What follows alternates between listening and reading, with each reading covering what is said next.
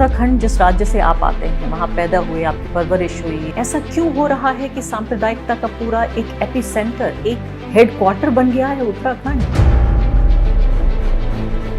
तो मान लेते हैं कि कल को अगर ये ले आए बिल, जी, भाजपा ले आए, तो 2 ही पार्लियामेंट के सेशन बचे हैं, बहुत ज़्यादा तो वक्त भी ज़ाया करने के लिए नहीं है अगले चुनाव से पहले। कांग्रेस पार्टी का क्या स्टैंड होगा?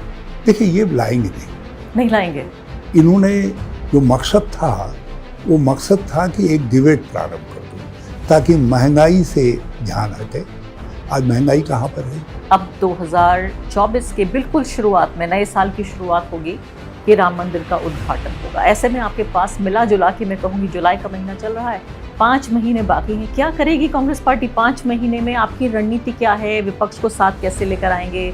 इधर आप बनाते हैं बिहार में सरकार तो उधर महाराष्ट्र में गिरा दी जाती है, आप दूसरी तरफ बनाते हैं नॉर्थ ईस्ट में गिरा दी जाती है। कर्नाटका में देखिए क्या हाल हुआ है। वो अलग बात है कि बाद में आप इलेक्शन जीत गए। यदि इनको राम जी में इतना भरोसा होता या इनको यूसीसी के बॉम्ब में इतना भरोसा होता तो महाराष्ट्र में ऐसा पाप क्यों करते? जिनको कल तक आप चोर डकैत भ्रष्ट कह रहे थे, उनको मंत्री पद की शपथ दिलवा कर, मुख्यमंत्री के पद की शपथ दिलवा करके आप उनको बधाई देने का काम कर रहे हैं। जो इन्होंने पप्पू बनाया था वो दिख रहा है। ये तो ऑक्सफोर्ड में लोगों को बता रहा है कि क्या क्या क्या आर्टिफिशियल इंटेलिजेंस है और क्या जो है टेक्नोलॉजी का क्या महत्व है। बड़ी बड़ी साइंसदानों के बीच में बातचीत कर रहा है। लोगों को लग रहा है यार जिसको ये आरएसएस वालों, बीजेपी वालों ने मिल करके हज़ारों हजार सोशल मीडिया प्लेटफॉर्म के जरिए पप्पू बताया था, ये पप्पू तो अमेरिका को अपनी मोहब्बत की दुकान में फिदा कर रहा है। लोग विपक्ष को कंफर्टेबल मेजॉरिटी देंगे, हम एक अच्छी सरकार बनाएंगे।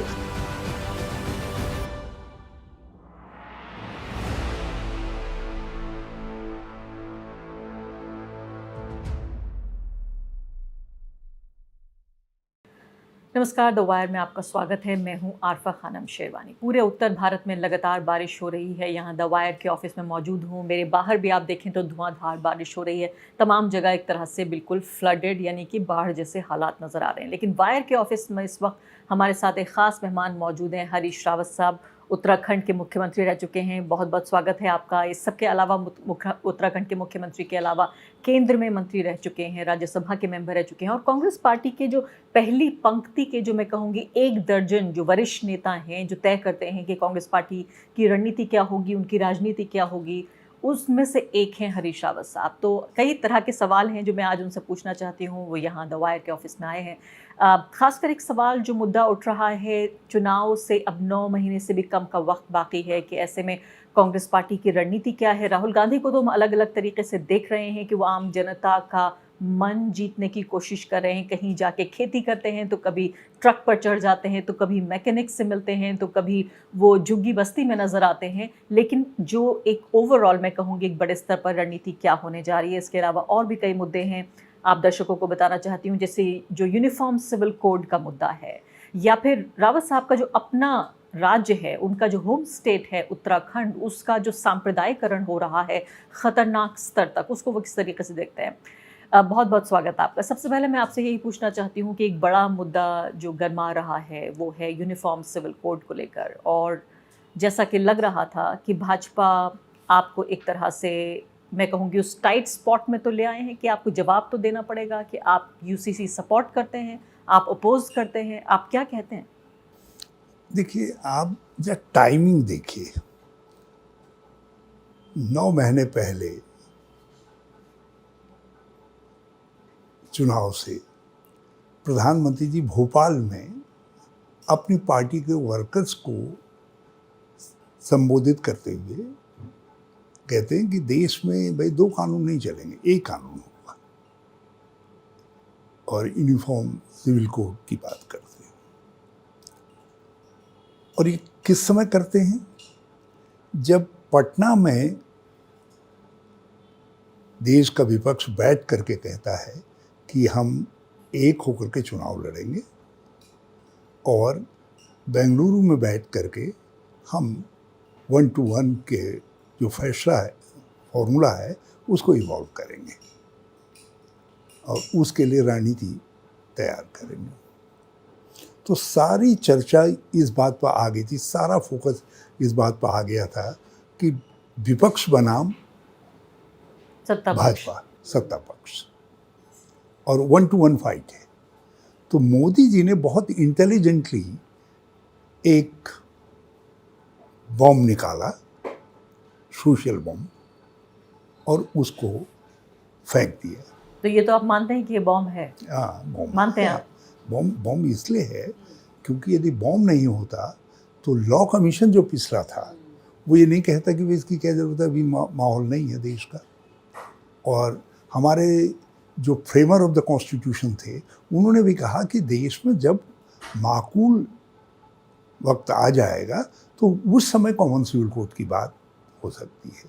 वो उन लोगों ने तब सोच लिया था कि माकूल वक्त आने में समय लगेगा, एक आदर्श स्थिति की बात कही थी उन्होंने। लेकिन अब आजादी के 75 साल अब बाद रावत साहब, देखिए मोदी जी अगर वक्त मोदी माकूल नहीं हो जी, रहा है 75 साल, और आरोप तो आपकी सरकार पर लग रहा है कि भाई आप जो है अल्पसंख्यकों का तुष्टिकरण करते रहे, इसलिए आपने यूनिफॉर्म सिविल कोड लागू नहीं किया। देखिए जब तक आप सोसाइटी के अंदर ये, इसमें बहुत सारे पर्सनल लॉज, बहुत सारी परंपराएं, बहुत सारी बातें इन्वॉल्व हैं। उस समय भी कॉन्स्टिट्यूएंट असेंबली के अंदर जो बातचीत हुई तो लोगों ने इन बातों को कहा, और उन सब चीज़ों को देखते हुए जब तक उसी समाज से सुधार की बात नहीं आती है, कोई परिवर्तन की बात नहीं आती है, कोई नया डेवलपमेंट नहीं होता है, तब तक आप थोप नहीं सकते हैं। ये बिल्कुल क्लियर ओपिनियन थी कॉन्स्टिट्यूएंट असेंबली के अंदर। आज ये थोपने की बात कर रहे हैं, आप स्थितियाँ इवॉल्व करिए। देखिए बेसिकली जब ये लोग कॉमन सिविल कोड की बात करते हैं तो उसमें भाजपा का लक्ष्य मुसलमान भाई होते हैं, मुस्लिम पर्सनल लॉ होता है। आज मुसलमानों के अंदर, उनके अपनी सोसाइटी के अंदर भी तो चर्निंग हो रही है, बहुत सारी चीज़ें, बहुत सारे डेवलपमेंट हुए हैं। एजुकेशन महिलाओं की हो, इसके लिए बहुत सारी महिलाएं भी लड़ रही हैं, सोसाइटीज़ भी, मुस्लिम सोसाइटीज़ के अंदर से भी ये आवाज़ उठी, और आज महिलाओं की एजुकेशन के मामले में मुसलमान बहुत आगे बढ़ रहा है, बहुत बड़ा परिवर्तन आ रहा है। उसी तरीके से पर्दे को लेकर के हुआ, तो पर्दे को लेकर के ईरान से लेकर के इंडिया तक में मुस्लिम औरतें हैं जो उसके खिलाफ उठ कर के खड़ी हो रही हैं। उसी प्रकार से ये 3 तलाक वाले मामले में जो है एक चर्निंग चली, और खुद मुस्लिम महिलाएं ही अदालत गई।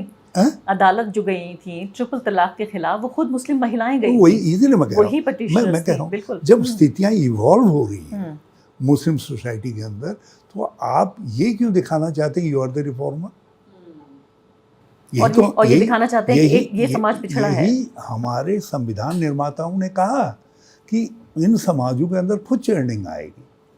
अब आदिवासियों के अंदर बहुत सारी सवालात हैं। आदिवासियों पे मैं आ जाती हूँ एक सेकंड में, लेकिन आपने जो ये कहा कि समाज तैयार नहीं है, लेकिन रावत साहब इसको लेकर एक जो जिरह की जा सकती है, काउंटर आर्ग्यूमेंट है, वो ये कि देखिए समाज तो दहेज के खिलाफ जो कानून था उसके लिए भी तैयार नहीं था, समाज तो देखिए जो घरेलू हिंसा, डोमेस्टिक वायलेंस के खिलाफ कानून बना उसके लिए भी तैयार नहीं था। तो समाज तैयार होगा तब तक ऐसा नहीं हो सकता कि महिलाएं सफ़र करें। नहीं, वो बिल्कुल सही बात है, मगर कुछ चीज़ें जो है ऐसी होती हैं जिन मामलों के अंदर आपको चीज़ें, स्थितियाँ, जब आप ऐसा निर्णय लें उसके अनुकूल बने। जैसे एजुकेशन है, एजुकेशन एक बड़ा भारी रिफॉर्म है, और मुस्लिम महिलाओं में ज्यों ज्यों एजुकेशन का स्तर बढ़ रहा है तो परिवारों में परिवर्तन आ रहा है। आज बेसिक तौर पर एक बात जो भाजपा के लोग प्रचारित करते हैं कि साहब मुसलमान 4 बीवियाँ रखता है, इनको तो बड़े बच्चे हैं। अब आज लोगों की जानकारी में ये तथ्य है, आ गया है, हमारे सेंसस के आंकड़ों के अनुसार भी, उनके अनुसार भी, जहाँ जहाँ शिक्षा है वहाँ वहाँ जो है जनसंख्या की वृद्धि दर हिंदू और मुसलमान के करीब करीब समान है, बहुत अंतर नहीं है। जिन एरियाज में शिक्षा नहीं है वहाँ थोड़ा सा अंतर है। नहीं, लेकिन मान लेते हैं कि मैं कहती हूँ, अगर ये पब्लिक परसेप्शन है, अगर मैं कहती हूँ, एक सेकंड को कंप्लीट कर लूँ। ये 4 शादियों वाला है। कितने कितने मुसलमान भाई हैं जो 4 शादियाँ कर रहे हैं? क्योंकि लोग जो है हार्डली 1% 2% ऐसे लोग होंगे। हाँ, तो खत्म कर दीजिए। मैं कह रही हूँ जब वाकई 1% लोगों को फर्क नहीं, पड़ रहा मैं है, 1.3% के आसपास लोग हैं, 2% से कम है, जो कि इतने ही हैं जितना एक कि हिंदू समुदाय या ट्राइबल्स में या क्रिश्चियंस में होता है, जहाँ तक एक से ज़्यादा शादी की बात है। एक स्थिति आ रही है जिस स्थिति में महिला खुद ही एग्जर्ट कर रही है और पति समझ रहा है इस बात को कि यार ये नहीं होना चाहिए। एक तो आप उसको अपने हाथ में, सरकार के हाथ में क्यों ले रहे हैं? उसको उस सोसाइटी के अंदर से चीज़ों को डेवलप होने दीजिए ना। मतलब पर्सनल लॉज को समाज को अपने आप समझना होगा, परिवारों को अपने आप समझना होगा, सरकार को बेडरूम में घुसने की ज़रूरत नहीं है, ये आप कह रहे हैं। हाँ, मेरा मानना ये है कि आप यदि वहाँ घुस रहे हैं तो उसके लिए कंसेंसस बना लीजिए कि भाई इन मामलों में आइए आप और हम बैठ करके कंसेंसस बना लेते हैं। यही तो पिछले लॉ कमीशन ने भी कहा। आप ट्राइबल्स का जिक्र कर रहे थे, अब यहाँ तो खबर ये आ रही है कि ये जो एक तरह का मॉडल ड्राफ्ट तैयार किया जा रहा है उसमें ट्राइबल्स को बाहर रखा जाएगा, इसके अलावा नॉर्थ ईस्ट को बाहर रखा जाएगा, इसके अलावा कोशिश ये भी होगी कि जो हिंदू अनडिवाइडेड फैमिली को जो टैक्स का जो एग्जाम्पशन मिलता रहा है उसको भी बाहर रखा जाए। तो फिर यूनिफॉर्मिटी कहाँ रही? और फिर दूसरी बात यह है कि आप को लगा कि हम जैसे ही ट्राइबल को इसमें छेड़ेंगे तो हम आग के साथ खेलेंगे। हाँ। मणिपुर में जो स्थिति पैदा हुई, तो आपने एक डर क्यों पैदा कर दिया अनावश्यक जो है। आज देखिए इनके अपने सहयोगी हैं कुणाल शर्मा, उन्होंने कह दिया नहीं होना चाहिए। इनके सहयोगियों ने अरुणाचल से भी आवाज़ उठा दी। मैं का के समय में आसाम में था जिस समय का इंट्रोड्यूस किया गया, तो मैं हमारे साथ 4-5 गाड़ियाँ और थी, कांग्रेस के झंडे लगे हुए थे। तो एक व्यक्ति खेत में काम कर रहा था, वहाँ से दौड़ करके आया कि आमी का ना मानो, मतलब उसने कांग्रेस के झंडे को देख करके कहा कि मैं भी का विरोधी हूँ, तुम भी का के विरोधी हो। एक कॉमनर मतलब लोगों के ऊपर ये लगा, नॉर्थ ईस्ट के लोगों को, असम के लोगों को, कि हमारे ऊपर थोपा जा रहा है। मैं नॉर्थ असम की बात कर रहा हूँ। जब आप थोपते हैं तो सोसाइटी में उसका रिएक्शन खराब होता है। तो मान लेते हैं कि कल को अगर ये ले आए बिल, जी, भाजपा ले आए, अब तो 2 ही पार्लियामेंट के सेशन बचे हैं, बहुत ज़्यादा तो वक्त भी ज़ाया करने के लिए नहीं है अगले चुनाव से पहले, कांग्रेस पार्टी का क्या स्टैंड होगा? देखिए ये लाएंगे नहीं लाएंगे। इन्होंने जो मकसद था वो मकसद था कि एक डिबेट प्रारंभ कर दो ताकि महंगाई से ध्यान हटे। आज महंगाई कहाँ पर है? और डिबेट से फ़ायदा हो रहा है इनको? डिबेट से इनको फ़ायदा हो रहा है?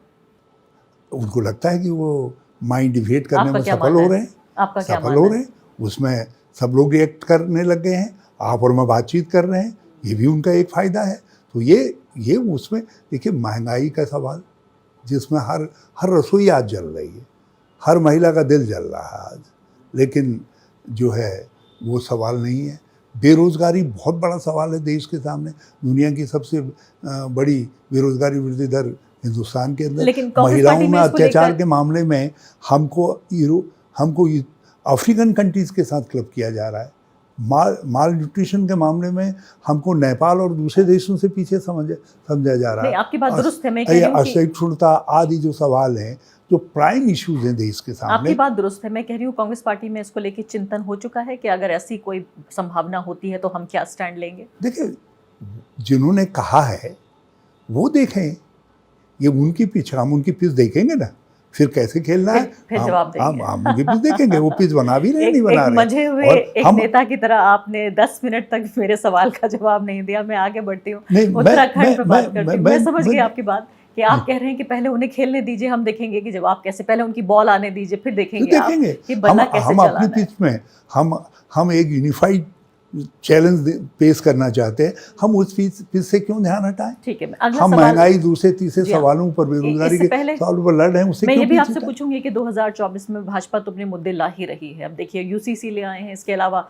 जनवरी में अब राम मंदिर का उद्घाटन हो जाएगा, भव्य उद्घाटन होगा। उसके बाद तो विपक्ष को मुझे लगता है कि मीडिया में स्पेस जितना कुछ मिल रहा है वो भी एक तरह से ख़त्म हो जाएगा। उस सवाल पे मैं आऊँगी जल्दी से, लेकिन उत्तराखंड के बारे में पूछ लेती हूँ। उत्तराखंड ये समझिए आपके इस वक्त न सिर्फ के राष्ट्रीय बल्कि अंतर्राष्ट्रीय हेडलाइंस का हिस्सा बना हुआ है। जिस बदसूरत तरीके से उत्तरकाशी में वहाँ एक ख़ास समुदाय को टारगेट किया और पूरे राज्य को, जिसे कहा जाता था कि पहाड़ी लोग हैं, बड़े ही शांतिप्रिय पीसफुल लोग हैं, आबादी भी बहुत ज़्यादा नहीं है वहाँ मुसलमानों की, लेकिन उनको लेकर जिस तरह का ध्रुवीकरण हुआ, फिर खुद मुख्यमंत्री जिस तरह से लैंड जिहाद का ज़िक्र करते हैं, उन्होंने खुद सरकारी स्तर पर बताया कि 300 से ज़्यादा मज़ार ढाए जा चुके हैं और 1000 के आसपास उनके पास ये तादाद है। ऐसे में एक ऐसे व्यक्ति के तौर पर जो कि शासन प्रशासन देख चुका है, एक मुख्यमंत्री के तौर पर आप उत्तराखंड का, आप इसे किस तरीके से देख रहे हैं? देखिए, पहली बात तो ये है कि जो आंकड़े मुख्यमंत्री ने दिए हैं, क्या है मैं नहीं जानता। हम कोई भी जो है इस तरीके के अवैध कब्जों के पक्ष में नहीं है। मगर मैंने एक सवाल उनसे किया, मैंने कहा भाई इसको मुख्यमंत्री वाइज या साल वाइज बता दो कितने कितने अवैध कब्जे कब हुए हैं ज़मीनों के अंदर। और मेरा आज भी दावा है, मैं आपके प्लेटफॉर्म पे भी कह रहा हूँ, मैक्सिमम इस तरीके के अवैध कब्जे इनके समय में हुए हैं। अब इन्होंने एक अवैध कब्जों की लिस्ट इत्फाक से एक कमिश्नरी में जारी हो गई। अब उस लिस्ट के जारी होने के बाद पता चला कि मज़ारें तो 10-20 हैं ऐसी जो पुरानी हिस्टोरिकल मज़ारें हैं, बाकी तो मंदिर ज़्यादा हैं। अब उसमें एक हमारे वहाँ गर्जिया देवी का मंदिर है, एक पुण्यागिरी देवी का मंदिर है, महाशक्ति का मंदिर है, वो भी उस लिस्ट में सम्मिलित, जो गैर कानूनी है। हाँ, जिनको अवैध कब्जों की जो लिस्ट जारी की। और हज़ारों ऐसे भूमिहीन लोग जिनमें पूर्व सैनिक भी हैं, दूसरे लोग भी हैं, जिनमें आदमी ने घर बनाते वक्त थोड़ा से गवर्नमेंट लैंड आ गई, क्योंकि जो हमारी पहाड़ों की बनावट है उसमें गवर्नमेंट लैंड को और बेनाम ज़मीन को उसको डिस्टिंग्विश करना प्राइवेट लैंड को बड़ा कठिन काम होता है। जैसा ओवरलैपिंग हो जाती है तो ओवरलैपिंग से जो मकान बने हैं, तो ऐसे हज़ारों लोग, जब जनता सड़क पर निकल आई तो मुख्यमंत्री जी लैंड जिहाद भूल गए, तब लव जिहाद में आ गए, क्योंकि तो उनको तो एक जिहाद चाहिए, शब्द चाहिए जिहाद, और लव जिहाद में आ गए। अब लव जिहाद में जब लोगों ने उनसे सवाल करना शुरू किया, उन्हें कहा भाई तुम हमको ये बताओ, जो जिनको आप कह रहे हो ये आ गए, जिनकी दुकानें बंद करवा रहे हो, जिनके काम धंधे बंद करवा रहे हो, इन कामों को करेगा कौन? नाई का काम करने वाला हमको मिल नहीं रहा है, हमको मकान बनाने वाला मिल नहीं रहा है, हमको जो है प्लम्बर मिल नहीं रहा है, हमारे पास जो दूसरे काम करने वाले लोग मिल नहीं रहे हैं। यदि ये काम करने वाले हैं नहीं, ये हमारी नेसेसिटी हैं, और ये है कहाँ? एक दो ऐसे बातों से तुमने लव जिहाद का ऐसा माहौल बना दिया, ऐसा लगा जैसे उत्तराखंड की नारी की एक छवि है, एक देवी कैसी छवि है, एक अपनी संस्कृति, अपने धरती से जुड़ी हुई, परंपराओं से जुड़ी हुई नारी की छवि है। तो आपने उसको लव जिहाद को इतना प्रचारित किया कि देश और दुनिया में लगा कि भाई उत्तराखंड में तो पता नहीं लव जिहाद के कितने किस्से आ रहे हैं, क्या हो रहा है। तो आप ये कह रहे हैं कि ना तो लैंड जिहाद हो रहा है उत्तराखंड में, ना ही लव जिहाद हो रहा है, ये सब षड्यंत्र है। ये जमीन के अतिक्रमण हैं, और ऐसे अतिक्रमण, कुछ अतिक्रमण ऐसे हैं जो ऐतिहासिक रूप से हैं, जो धर्मस्थलों के रूप में भी हैं, आजीविका के स्थल में भी रूप में, हमारे गोट खत्ते आदि आदि, जब जंगल का स्वरूप फॉरेस्ट को डिपार्टमेंट का रूप दिया गया, उससे पहले से जो अधिकार हैं उनके रूप में हैं। कुछ चीज़ें नई, जब डेवलपमेंट हुआ तो कुछ नए लोग आए राज्य बनने के बाद, वो नदियों के खाल और नदियों में उनमें बसे हुए हैं, उनको हमारी गवर्नमेंट ने मालिकाना हक देने का निर्णय किया, हमने इन ज़मीनों को रेगुलराइज करने का भी निर्णय लिया। तो इन सब चीज़ों को यदि डिस्टिंग्विश करके देखिए तो बहुत ऐसे जो मामले हैं जिनमें इंक्रोचमेंट हो रहा है, बड़े बड़े लैंड सार्क इंक्रोचमेंट कर रहे हैं, उस मामले में we are with the government. हम कह रहे हैं लैंड सार्क्स को आप करिए, बल्कि हमने तो एक सख्त भू कानून बनाने की बात कही इनसे। हमने कहा ऐसा लैंड लॉ लाइए जिसके अंदर जो हमारे जगह जगह गांव में ज़मीनें खरीदी जा रही हैं, लोग पहाड़ की पूरी जो socio economic, political, geographical, environmental structure है उसको डिस्टर्ब कर रहे हैं, उसके खिलाफ आप आपकी बात में समझ गई। मैं आपसे कह रही हूँ कि क्या आप ये कह रहे हैं यहाँ पर बैठ के द वायर के ऑफिस में कि भाजपा उत्तराखंड में एक समुदाय के खिलाफ लव जिहाद और साथ साथ लैंड जिहाद का षड्यंत्र रच रही है, इसमें कोई सच्चाई नहीं जिस है? तरीके से यूसीसी का मामला जो है एक उससे ध्यान हटाने के लिए किया गया, क्योंकि अपोजिशन का यूनाइटेड फ्रंट बन रहा है, यूनाइटेड फेस दिखाई दे रहा है, उससे जो है चर्चा को हटाने के लिए किया गया। और मुझे आज भी विश्वास है कि ये लाएंगे वाएंगे कुछ नहीं, ठीक है। ऐसे ही सब ऐसे ही चीज़ों उत्तराखंड में भी ऐसे ही उत्तराखंड के अंदर इम्तिहानों में बच्चे इम्तिहान दे रहे हैं। नहीं, तो ये षड्यंत्र है जो अब ये जो जिहाद का बार बार नाम वही लिया जा रहा है कि ताकि जो है बच्चियों का जो सवाल है कि भाई हमारी पद खाली हैं, हम इम्तिहान देने जाते हैं, तुम परीक्षाएं रद्द कर देते हो, कभी तुम्हारा पेपर लीक हो जा रहा है, कभी कुछ हो जा रहा है। इससे ध्यान पब्लिक हटाने के सर्विस लिए कमीशन से लेकर के इस तरह के शब्दों का इस्तेमाल किया जा रहा है। सर्विस कमीशन तक ये सब गड़बड़ियाँ हो रही हैं, हर नियुक्तियों में गड़बड़ियाँ हो रही है। एक बड़ा मसला था, उसी तरीके से महंगाई का मसला भी था। सड़कों में गड्ढे ही गड्ढे दिखाई दे रहे हैं, डेवलपमेंट कहीं है नहीं। मसूरी नैनीताल जैसी सड़कें जो है आज बहुत ही बदसूरत हो गई हैं, वहाँ गड्ढे गड्ढे दिखाई दे रहे हैं। तो ये सब चीज़ें, ये सवाल उठ रहे थे। आपने बिजली के दाम बढ़ा दिए, पानी के दाम बढ़ा दिए, नलों में पानी नहीं है, स्कूलों में टीचर नहीं है, अस्पतालों में डॉक्टर नहीं है, ये सारे सवाल उठ रहे थे। तो जो है लैंड जिहाद लाए। जब लैंड जिहाद में लगा यार ये तो ठोकर लग रही है, क्योंकि लैंड जिहाद भाई जब आप कहेंगे अतिक्रमण कहेंगे तो फिर उसमें दो चश्मे तो करेंगे नहीं कि मुसलमान अतिक्रमण और दूसरा अतिक्रमण को डिस्टिंग्विश नहीं कर पाएंगे। जब इनको लगा ये तो बड़ा भारी ऐसा हमारे बवाला हो गया है, तो फिर ये लिया है लव जिहाद। अब लव जिहाद में जब महिलाओं ने पूछना शुरू किया, उत्तराखंड ने पूछना शुरू किया, भाई तुम हमको सबको एक ब्रुश से क्यों कर रहे हो? यदि लव जिहाद के खिलाफ कोई कानून है तो उस कानून का इस्तेमाल करो। कोई जो है प्रलोभन दे करके गलत तरीके से हमारी बच्चियों को कर रहा है या अपहरण कर रहा है, कुछ बात है ऐसी, तो आप कानून तो तुम सरकार सरकार कह रहे हैं कि हिंदू महिलाओं को ये बात पसंद नहीं आ रही है, जो लव जिहाद की बार बार बात की जा रही है, उत्तराखंड में उनको ये पसंद नहीं है। उत्तराखंड को भी पसंद नहीं आ रही है, क्योंकि हमारी इमेज, हमारी जो छवि है, हमारी महिलाओं की जो देवी की छवि है, सात्विकता की छवि है, आपने लव जिहाद ऐसा लग दिया जैसे उत्तराखंड में और कोई काम ही नहीं हो रहा है।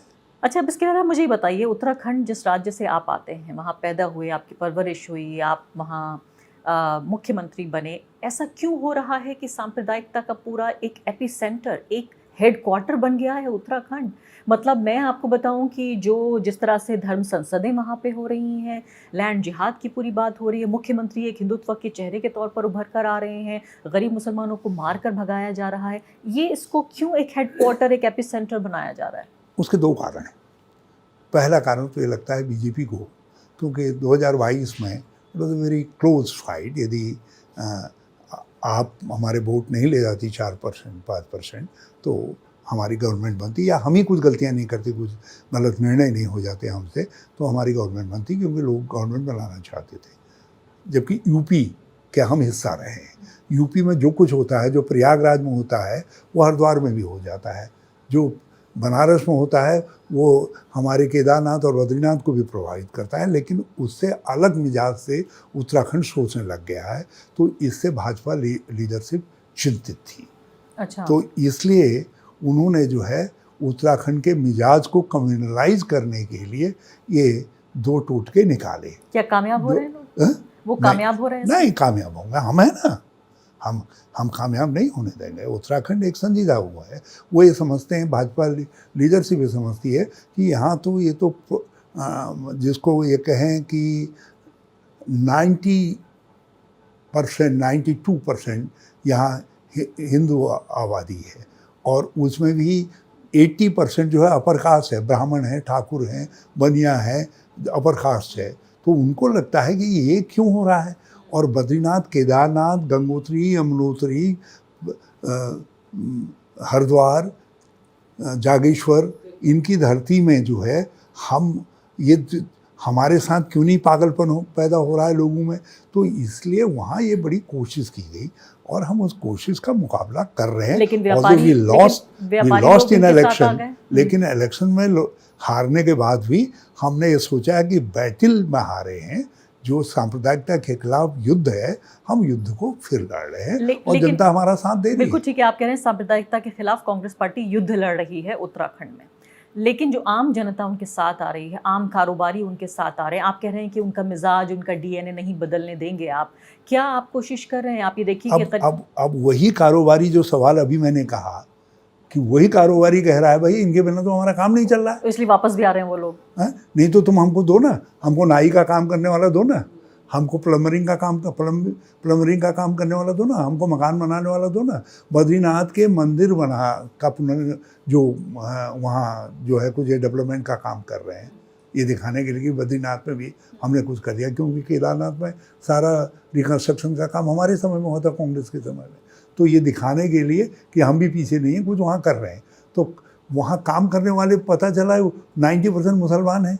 तो लोगों को ये लगा, लोग कह रहे हैं भाई जब ये यही है या तो हमको दो ना, काम तो होने ही है, डेवलपमेंट तो होना ही है, हमको घर की ज़रूरतें हैं, हमको अपने पर्सनल ज़रूरतें हैं, हमको सब्जी की ठेली लगाने वाला भी चाहिए, ये करने वाला चाहिए, या तो ये तो लोगों ने ये सवाल उठाने शुरू कर दिए। लोगों ने ये सवाल अब लोग ही उठा रहे हैं। आप इनिशियली जब एक शॉक ट्रीटमेंट देते हैं तो आदमी वो रहता है, उस समय लोग थोड़े दो चार दिन लगा कि बह रहा है उस दिशा में, लेकिन लोगों ने फिर ये सवाल करना शुरू कर दिया। उन्हें कहा यार तुमने तो हमारी ऐसी इमेज बना दी है जैसे हमारी हमने अपना रास्ता जो है जो था हमारी, वो आपने तो हमको इतना सस्ता एरिया बना दिया जहाँ कोई भी आएगा और हमको लेकर के चल देगा। तो ये सवाल जो उठे हैं तो लोगों को लगा कि इससे हमारी संस्कृति पर, हमारी छवि पर चोट पहुंच रही है। मैं अगले तो सवाल पे आती हूँ। अब आजकल जिहाद कम हो रहा है। हाँ, अब जिहाद कम दोहरा रहे हैं। अब यूसीसी दोहरा रहे हैं। हमने एक बात उनसे कह दिया, हमने कहा भाई तुमने ऐसा कानून बनाया, तुम्हारे तो बड़े भाई दिल्ली वाले भी कानून बनाने का बात कर रहे हैं। और भारत का संविधान कहता है कि जब यदि केंद्र कानून बनाएगा कंकरेंट लिस्ट में, तो जो राज्य का कानून होगा वो बेकार हो जाएगा। तुम तो बेगानी शादी में अब्दुल्ला दीवाना हो गए। नहीं, तो ये तो उल्टा कह रहे हैं। ये कह रहे हैं कि भाई उत्तराखंड बना रहा है ड्राफ्ट, जिसको केंद्र उसी मॉडल पे आगे चलेगा। लॉ कमीशन क्या कर रहा है तुम्हारा? तुमने जो और एक्सपर्ट बनाए हैं वो क्यों बना रहे हैं? या तो कह दो ये लॉ कमीशन से ये तो नालायक है, उत्तराखंड का ही लायक है, उसको ले आओ ना, हमें तो खुशी होगी। तो कम से कम हम सैद्धांतिक रूप से जो भी निर्णय करेंगे, हमारी पार्टी निर्णय करेगी, जहाँ जहाँ जिन बिंदुओं पर हमको जो कुछ करना होगा हम अपना दृष्टिकोण देंगे।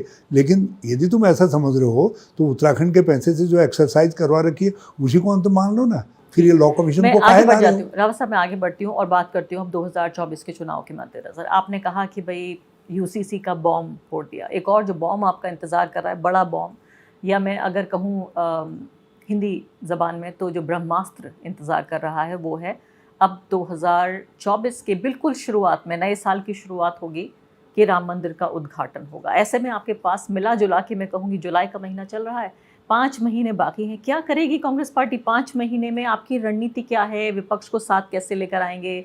इधर आप बनाते हैं बिहार में सरकार तो उधर महाराष्ट्र में गिरा दी जाती है, आप दूसरी तरफ बनाते हैं नॉर्थ ईस्ट में गिरा दी जाती है, कर्नाटका में देखिए क्या हाल हुआ है। वो अलग बात है कि बाद में आप इलेक्शन जीत गए। यदि इनको राम जी में इतना भरोसा होता या इनको यूसीसी के बॉम्ब में इतना भरोसा होता तो महाराष्ट्र में ऐसा पाप क्यों करते?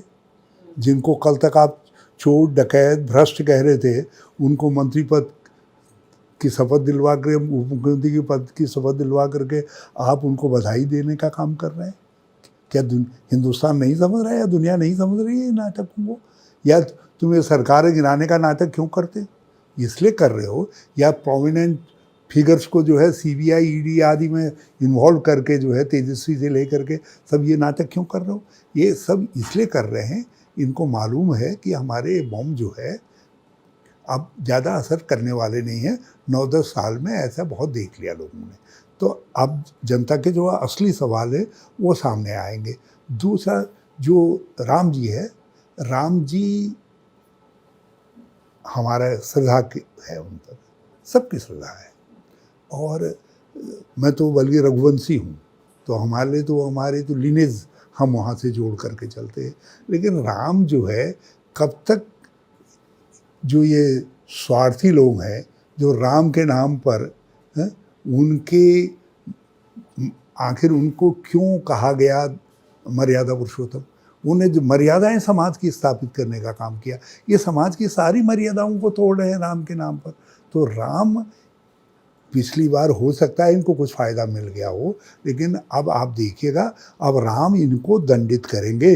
राम कहेंगे भाई बहुत हो गया, तुम मेरे नाम से ये क्या कुछ कर रहे हो। तो राम और नाम की जो हाईजैकिंग इन्होंने कर ली है, आप ही कह रहे हैं कि जितने राम भाजपा के हैं उतने कांग्रेस पार्टी के भी हैं। और फिर सबसे बड़ी बात क्या हुई, जब यदि विरोध होता तो शायद इनको कंट्रास्ट क्रिएट करने में मदद मिलती।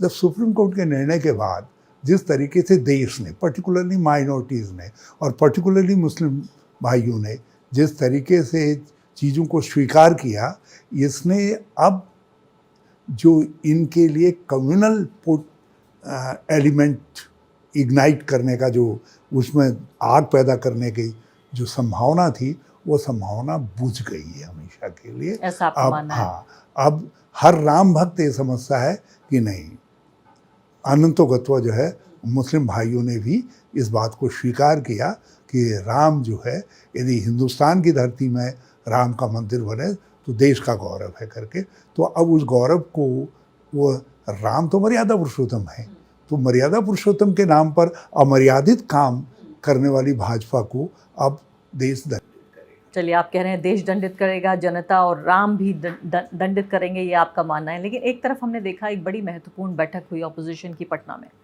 उसी हफ्ते में हमने देखा कि जो एक ऑपोजिशन यूनिटी बन रही थी वहाँ बिहार में, उससे बड़ा जो है एक हमला हो गया महाराष्ट्र में। कि यानी सोचिए कि दोनों पॉलिटिकल पार्टियां, मैं कहूँगी पॉलिटिकल ऑपोजिशन को तहस नहस कर दिया भाजपा ने। तो ऐसे में जिसको आप मजबूती समझ रहे थे वो तो एक कमज़ोरी बन के आ गया। आपको लग रहा था कांग्रेस पार्टी के तौर पर कि भी हम कर्नाटका जीत गए, हिमाचल हम जीत गए हैं, लेकिन देखिए महाराष्ट्र में तबाह कर दिया। अभी आपने ये चर्चा को इंट्रोड्यूस करते हुए कहा ना कि दिल्ली में बारिश से सब बिल्कुल बाढ़ आ रही है। आप देखिएगा, चुनाव आने दीजिएगा, समर्थन की शरद पवार के पीछे बाढ़ आएगी, शरद पवार बाढ़ आएगी। उसमें भाजपा और ये सिंधे विंधे तो अजीत तो सब कहाँ रहेंगे, ये सब तैरते नजर आएंगे, तो जो है बहते नजर आएंगे। कोई फिक्र नहीं है आप कांग्रेस पार्टी को फिक्र नहीं है इसको लेकर। छगन भुजबल के क्षेत्र में जब शरद पवार जी पहुंचे, किस तरीके से लोग जुड़े हैं उस पुराने महारथी के पीछे जो है। तो चिंता नहीं है। महाराष्ट्र ये महसूस कर रहा है, और हम इस बात पर पक्का विश्वास है कि महाराष्ट्र ये समझ रहा है कि इन्होंने हमारे एक योद्धा को, जो अब जीवन के ऐसे मौके पे था जहाँ से आगे कभी भी ऊपर वाले का बुलावा आ जाएगा, तो उस समय इन्होंने अपमानित करने की कोशिश की है। तो पूरा महाराष्ट्र शरद पवार के अपमान का बदला लेगा। आप मुझसे हर्षा जी लिख करके ले लीजिए। चलिए देखते हैं, बड़ी बात है ये जो आप कह रहे हैं कि उत्तर प्रदेश के बाद 48 सीटें हुई। 48 में, बल्कि नितिन गडकरी जी का मैं शुभचिंतक हूँ, अच्छे व्यक्ति हैं, उनको सलाह दे दीजिएगा कभी बात हो तो वो कहीं दूसरी जगह कौन-सी छांटे। अब जीतना मुश्किल हो जाएगा। हाँ, मुश्किल हो जाएगा। अच्छा, अब मैं रणनीति की बात कर लेती हूँ। राहुल गांधी को हम देख रहे हैं कि वो मीडिया को बाईपास करके, कोई भी जिनको कहा जाता है दरबारी जो मीडिया है, सबको इंटरव्यू नहीं देते। काफ़ी हद तक उन्होंने अपना एक खुद का मीडिया खड़ा किया अपने यूट्यूब चैनल के ज़रिए। वो चुपचाप जाते हैं किसी बस्ती में, चुपचाप जाते हैं मैकेनिक्स के पास, चुपचाप चले जाते हैं किसी खेत में। अगले दिन तस्वीरें जारी होती हैं, पता चलता है कि राहुल गांधी ये कर रहे हैं। ऐसे में क्या यही रणनीति रहने जा रही है 2024 तक, कि आपको लगता है कि जनता खुद सुनेगी? क्योंकि अब जो भारत जोड़ो यात्रा है, कहा जा रहा है कि भारत जोड़ो यात्रा अब सिर्फ ऐसा नहीं है कि वो पूरी यात्रा दिन भर चलती रहेगी, अलग अलग जगहों पर जारी। अब रणनीति क्या है आने वाले? भारत जोड़ो यात्रा ने पूरे देश को राहुल गांधी जी के साथ जोड़ दिया, और ये मोहब्बत की दुकान एक ऐसा काउंटर वेपन क्रिएट हो गया है जिसके सामने आकर के भाजपा का हर वेपन फेल हो जा रहा है। मतलब वेपन ऑफ मास इंटीग्रेशन ना, मैं ये नहीं कहूँगा। ये डिफ्यूज करने का अच्छा। सबसे बड़ा यंत्र बन गया है जो मोहब्बत की दुकान है। और राहुल गांधी जी ने एक मंत्र देख लिया। अब उन्होंने कहा अब मीडिया के पास जाएं, बड़े बड़े हाउसेज हैं, उनके अपने इंटरेस्ट हैं, वो तो जब देखेंगे मौसम बदल रहा है तो सबसे पहले वही खड़े दिखाई देंगे हमारी तारीफ करने में, या राहुल गांधी की तारीफ करने में, राहुल जी की तारीफ करेंगे वो तारीफ। और हाँ, जब तक नहीं जीतते है, हुए नजर जब तक आएंगे। नहीं है तब तक जो है हम अरशा खानम जी जैसे या दी वायर जैसे या दूसरे ऐसे उनसे काम चला लेंगे सोशल मीडिया प्लेटफॉर्म और के फिर भूल जाएंगे हमें आप। महारथियों से जो है नहीं भूलेंगे नहीं। अच्छा। लेकिन लेकिन लेकिन लेकिन उन्होंने एक अस्त्र ईजाद कर लिया है कि भाई be with the people, commoner के साथ, दूसरे के साथ वो अपने को आइडेंटिफाई कर लेते हैं, उनके साथ चले जाते हैं। अब इतने साल में भी मैंने तो खुद रोपा लगाया है धान का, मडुए का भी, और हुड़किया बॉल होता हमारे यहाँ, हुड़का बजाते हैं, उसके साथ रोपाई करते हैं, वो भी किया है। लेकिन राहुल गांधी जी को ये रोपाई कैम्ब्रिज के विद्यार्थी को कहाँ से समझ में आई, और वो जिस अदा के साथ रोपाई करने के लिए लगे थे उनके साथ, और जिस तरीके से पौंध पकड़ रखी थी, मैं उसको सलाम करता हूँ। देखिए उन्होंने अपने को आइडेंटिफाई कर लिया उनके साथ, उन्हीं के साथ खा रहे हैं, वो कर रहे हैं। अच्छा, अब वहाँ एक बच्चे की बात मैं सुन रही थी। सो कॉल्ड गोदी मीडिया की भी मजबूरी है, जब आप जैसे लोग दिखाएंगे तो नहीं तो फिर सब आपके पीछे लाइन लगा देंगे, तो इसलिए उनको भी दिखाना पड़ रहा है कि भाई राहुल गांधी जी ने क्या किया करके। और एक बच्चे की बात मैं वहाँ सुन रही थी, तो उसके बच्चे ने बाकी बातों के अलावा उसने ये कहा कि हाँ हमने रोटी खाई साथ में। उसने कहा मैंने और राहुल गांधी ने मिल बांट के रोटी खाई। है? वो बच्चा कह रहा है छोटा कि राहुल गांधी के साथ उसने मिल बांट के रोटी खाई। हाँ, तो ये मुझे बड़ी अदा पसंद आई कि मिल बांट के रोटी खाई राहुल ये देखिए ना, शब्द देखिए ना, मोहब्बत की दुकान, मिल बांट करके रोटी खाई, तो यही तो हिंदुस्तान नहीं है। रावत जी, ये तो बहुत अच्छी बातें हैं, और जाहिर है जो मोहब्बत की बात कह रहा है, कर रहा है, उसका कौन विरोध करेगा। लेकिन इस सब के बावजूद जब हार्ड पॉलिटिक्स की बात आती है, पॉलिटिक्स के इस गेम में, हो सकता है इंसानियत के इस पूरे खेल में राहुल गांधी आगे निकल रहे हैं, मोहब्बत के इस खेल में आगे निकल रहे हैं, देश को एक कर रहे हैं, लेकिन क्या आम जनता उन्हें नरेंद्र मोदी के अल्टरनेटिव के तौर पर देख रही है? यहाँ बात हो रही है हार्ड पॉलिटिक्स की, हार्ड पॉलिटिकल अल्टरनेटिव्स की। अटल जी के अल्टरनेटिव के रूप में किसी ने कल्पना की थी? मोदी जी का व्यक्तित्व अटल जी से ज़्यादा शाइनिंग नहीं था, ज़्यादा स्वीकार्य नहीं है, आज भी नहीं है, इवन भाजपा में भी नहीं है। भाजपा के अंदर एक स्ट्रॉन्ग सेक्शन है जो उनको पचा नहीं पाता है। लेकिन अटल जी सर्वमान्य थे और हिंदुस्तान भी उनके पीछे फिजा था। लेकिन समय आ गया था परिवर्तन का, और 10 साल हो गए हैं, मोदी जी भी देख लिए हैं, परिवर्तन का समय आ गया है। हाँ, आ गया है।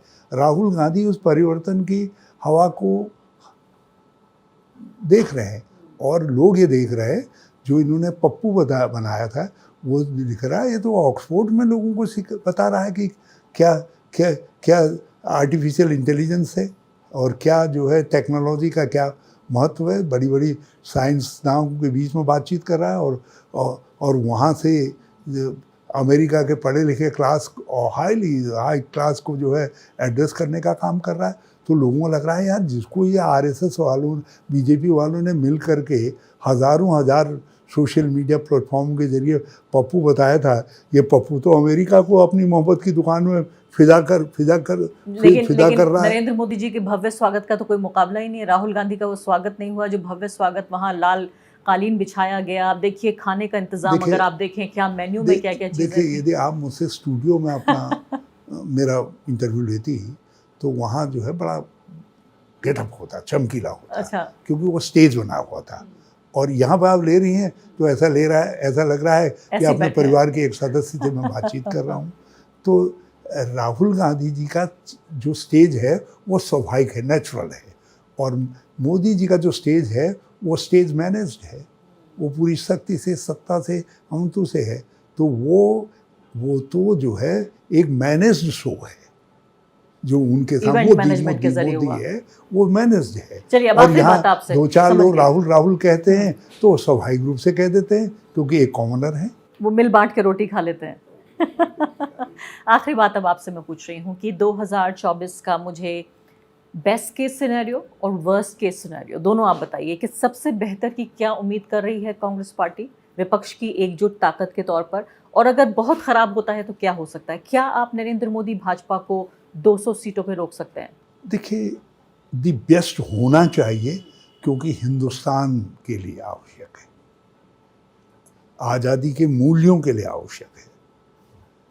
गांधी, नेहरू, अंबेडकर के संविधान के लिए आवश्यक है। व्यस्त हो, परिवर्तन आए। कितनी सीटें? और यदि कितनी आपने सीटों पर वस्त रोकेंगे? कहा, आप नरेंद्र मोदी को मैं कितनी कह रहा सीटों पर हूँ वस्त रोकेंगे? हाँ, क्या है, हमारे पास राहुल रूपी मोहब्बत का दुकानदार मिल गया है, मिल बांट करके रोटी खाने वाला मिल गया है, हाँ? भारत जोड़ो का एक ऐसा अटूट यात्री मिल गया है जो बिखरते हुए समाज को संभालने का काम भी कर सकता है और कांग्रेस को एकजुट रखने का काम भी कर सकता है। तो हम कहीं से भी लॉस में नहीं। लेकिन सीटों की कोई गिनती 200-250 कितनी, नरेंद्र मोदी को कितनी सीटें ज्यादा देंगे आप? किसको? नरेंद्र मोदी को, भाजपा को ज्यादा से ज्यादा कितनी सीटें दे जब देंगे? ऐसे तिलिस्म पर जो चीज़ें खड़ी की जाती हैं, तो तिलिस्म का जब इमारत ढहती है तो बड़ी तेज़ी से ढहती है। इसलिए मैं नंबर्स में नहीं जाऊंगा, लेकिन मैं इतना ज़रूर कहूँगा कि लोग विपक्ष को कंफर्टेबल मेजॉरिटी देंगे। हम एक अच्छी सरकार बनाएंगे। और वैसे भी मुझे किसी ने बताया कि आरएसएस में इस बात को लेकर के बड़ी बेचैनी है कि 325 सीटों पर जो है यदि संयुक्त विपक्ष चलता है तो वो अच्छी स्थिति में दिखाई दे रहा है, कम जीतने की स्थिति में दिखाई दे रहा है। और ये कहा है, मैं इस पर, लेकिन आपको लग रहा है कि कंफर्टेबल मेजॉरिटी होगी? लेकिन हम विल गेट द कम। ठीक है, बहुत बहुत शुक्रिया आपका हरीश रावत साहब इस बातचीत के लिए। आप ये कह रहे हैं कि जो ताश के पत्तों पे जो महल खड़ा होता है वो एकदम ढह जाता है। हम भी देखेंगे, आप भी देखेंगे, अब बहुत ज़्यादा वक्त बाकी नहीं है। आप हमारे स्टूडियो में आए, आपने हमसे बातचीत की, समय निकाला, बहुत बहुत शुक्रिया आपका। थैंक यू वेरी मच, बहुत बहुत आपका। मैं भी राहुल जी की मोहब्बत की दुकान में, एक आम की दुकान में जा रहा हूँ। द वायर के और वीडियोस देखने के लिए सब्सक्राइब करें और बेल आइकन पर क्लिक करें। स्वतंत्र पत्रकारिता की आर्थिक मदद करने के लिए डिस्क्रिप्शन में दिए गए लिंक पर जाएं और अपनी राशि चुनें।